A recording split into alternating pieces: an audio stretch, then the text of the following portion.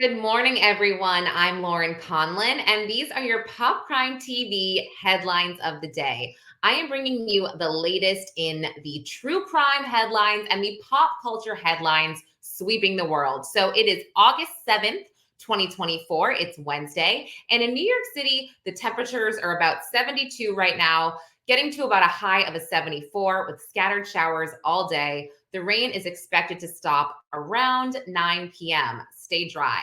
Okay, let's get to it. We have the latest in the Young Slime Life RICO trial. So Judge Whitaker, who is fairly new to presiding over this case after replacing Judge Granville in July, told the state's star witness, Kenneth Copeland, aka Lil Woody, that he must start his testimony all over again. And if he doesn't comply, he will be held in contempt. He could spend the remainder of the trial in Fulton County. So let's see what he had to say.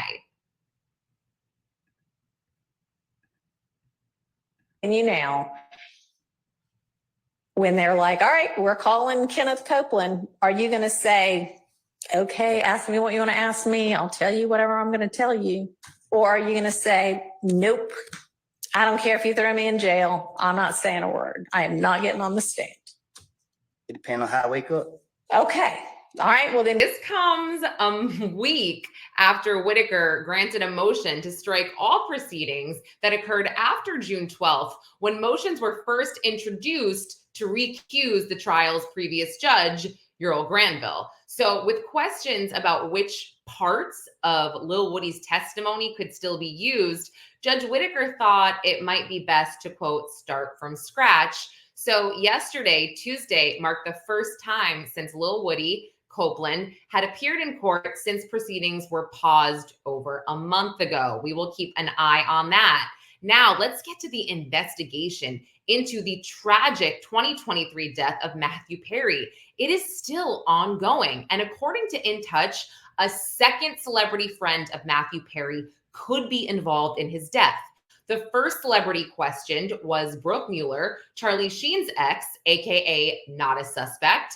But the LAPD, the U.S. Drug Enforcement Administration, and the U.S. Postal Service Inspection Services are currently overseeing the investigation, which is said to be about wrapped up. Now, according to this source from In Touch, the second unnamed celebrity that was friends with Perry, they both were sober together, but were actually, quote unquote, walking pharmacies.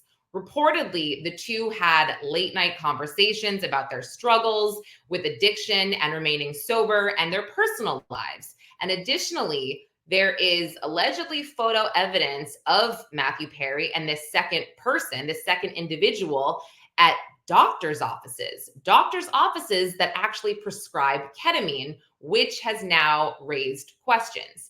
The insider that spoke with In Touch believes that Matthew Perry and this second celebrity might have aided one another to their respective doctors whenever their own drug supply ran low. So we will keep an eye on that. Matthew Perry, I love you and I miss you.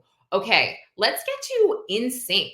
The boy band NSYNC is having a resurgence with one of their oldest hits, Bye Bye Bye. The boy band's hit song has actually returned to prominence following its use in one of their biggest movies of the year, or the biggest movie of the year, Trolls Band Together. This has reminded audience about how much they loved that hit.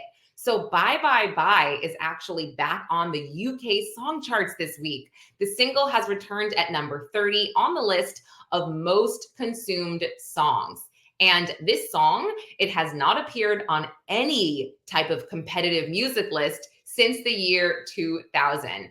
So NSYNC, their 30-year reunion is coming up in 2025, and there are talks of a tour. Okay, that's really exciting.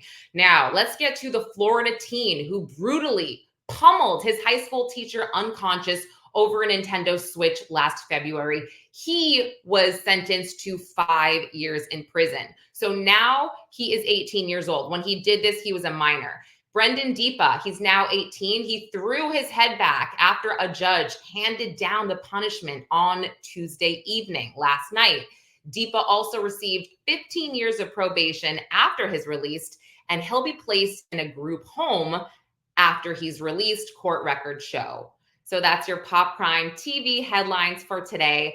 Don't forget to like, subscribe, become a member, and just come back. I'll be doing these headlines at least 3 times a week. Thanks so much. I'm Lauren Conlin, signing off.